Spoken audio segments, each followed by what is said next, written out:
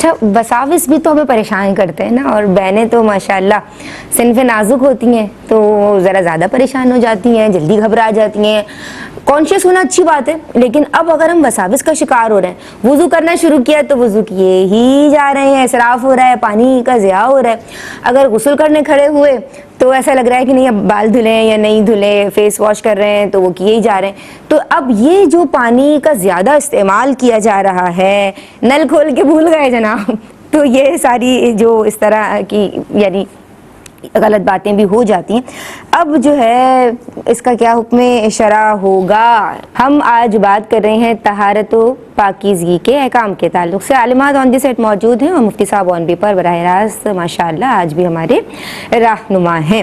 میں آپ کی سمجھاؤں گی عالمہ سیدہ عائزہ عامر، اور بریک سے قبل جو سوال کیا تھا اس کو بریفلی سمرائز کروں تو لوگ ناپاکی کے تعلق سے وساوس کا شکار رہتے ہیں، اور غسل کے دوران بھی پانی بہا رہے ہوتے ہیں، یا اگر وضو کر رہے ہیں تو چہرہ دھلا نہیں دھلا، یا ناپاکی ابھی بھی باقی ہے یا نہیں، مطلب اسراف ہو رہا ہوتا ہے۔ تو اندر شراز کا کیا حکم ہوگا جناب؟ یہ طہارت کے حصول کا جو مدار ہے وہ شرعی اصول اور شرعی احکام پر ہے، یعنی جس طرح اللہ تبارک و تعالیٰ اور اس کے رسول حضور سید عالم صلی اللہ تعالیٰ علیہ وآلہ وسلم نے طہارت کے حصول کا ہمیں حکم دیا ہے، اسی طریقے پر طہارت کا حاصل کرنا یہاں پر مطلوب ہے۔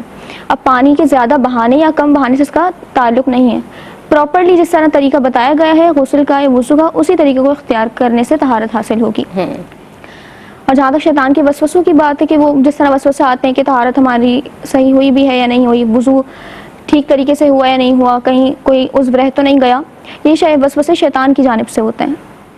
اور قرآن کریم فرقان حمید میں اللہ تبارک و تعالیٰ نے یہ ارشاد فرمایا وَإِمَّا يَنزَغَنَّكَ مِنَ الشَّيْطَانِ نَزْغٌ فَاسْتَعِذْ بِاللَّهِ إِنَّهُ هُوَ السَّمِيعُ الْعَلِيمُ، کہ جب شیطان تم پر کوئی وار کرے تو تم اللہ تبارک و تعالیٰ کی پناہ چاہو۔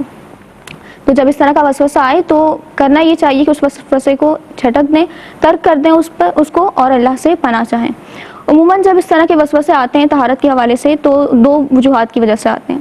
ایک تو یہ ہوتا ہے کہ پراپر طریقے سے علم نہیں ہوتا، کہ یعنی کس طرح وضو کرنا ہے، کس طرح غسل کرنا ہے، اس کے احکام معلوم نہیں ہوتے، اسی لیے انہیں بار بار یہ شک رہتا ہے کہ طہارت ٹھیک طریقے سے حاصل ہوئی بھی ہے یا نہیں۔ یا پھر ایک وجہ یہ ہوتی ہے کہ شریعت نے جو حدود بیان کی ہیں، جو کرائٹیریا شریعت نے دیا ہے، وہ اس سے بڑھ کر احتیاط پسند بن رہے ہوتے ہیں۔ یہ وجہ ہوتی ہے کہ بار بار وسوسے آنا شروع ہو جاتے ہیں، اور ان وسوسوں کے دو بڑے نقصانات ہوتے ہیں۔ پہلا نقصان تو یہ ہوتا ہے کہ اب ظاہر سی بات ہے آج اگر آپ کو وضو میں 5 منٹ لگ رہے ہیں تو یہ سلسلہ بڑھتا جائے گا، رکے گا نہیں، کل 8 منٹ لگیں گے، پھر 10 منٹ تک چلے جائے گا یہ ٹائم۔ اگر آپ ان وسوسوں پر عمل کرنا نہیں چھوڑیں گے تو یہ بڑھتے جائیں گے۔ تو اس کا واحد حل یہی ہے کہ ان کو بالکل ذہن میں قرار نہ دیں اور اللہ سے پناہ مانگیں۔ ایک اور بڑا نقصان یہ ہوتا ہے کہ پھر انسان کو عبادت میں اکتاہٹ ہونا شروع ہو جاتی ہے۔ شیطان کہ ان وسوسوں کی وجہ سے وہ یکسوئی کے ساتھ عبادت نہیں کر پاتا، کیونکہ ٹائم کیلکولیشن آؤٹ ہو جاتی ہے نا۔ اب ظاہر سی بات ہے وضو ہے، پھر نماز بھی پڑھنی ہے، ایک مخصوص ٹائم ہے، آپ کے پاس بالکل انلمیٹڈ تو نہیں ہے ٹائم، لمیٹڈ ٹائم ہے۔ اب آپ وضو میں ہی اتنا وقت لگا دیں گے یا غسل میں ہی اتنا وقت لگا دیں گے تو پھر نماز کے لیے اتنا ٹائم نہیں بچ پائے گا، تو پھر نماز میں یکسوئی نہیں حاصل ہوگی، خشوع خضوع میں خلل آتا رہے گا۔ اور شیطان کا مقصد بھی یہی ہے کہ شیطان جو مختلف طریقوں سے انسان کو بہکاتا ہے، تو ان میں سے ایک طریقہ یہ بھی ہے کہ وہ کسی نیک کے اچھے کام کی طرف بھی مائل کر کے اللہ سے دور کر دیتا ہے۔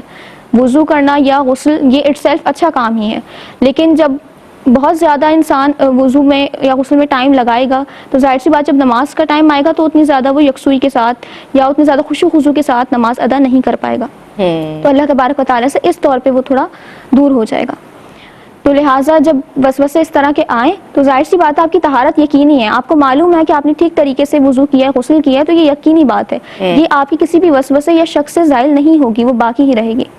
بس بچنے کا اس کا یہ طریقہ ہے کہ آیات مبارکہ کا ورد کریں، یا ادعیہ معصورہ جو ہیں آپ وہ پڑھ لیں۔ جیسے آیت مبارکہ ہے اللہم انی اعوذ بک من ہمزات الشیطان واعوذ بک ربی ان یحضرون، کہ اللہ میں شیطان کی وسوسے اور اس کے اپنے قریب آنے سے تیری پناہ چاہتا ہوں۔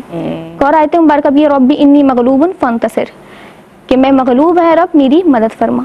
تو اس طرح آیات مبارکہ پڑھ کر اور ان وسوسوں پر عمل نہ کر کے ہم ان وسوسوں سے بچ سکتے ہیں۔ بہت شکریہ۔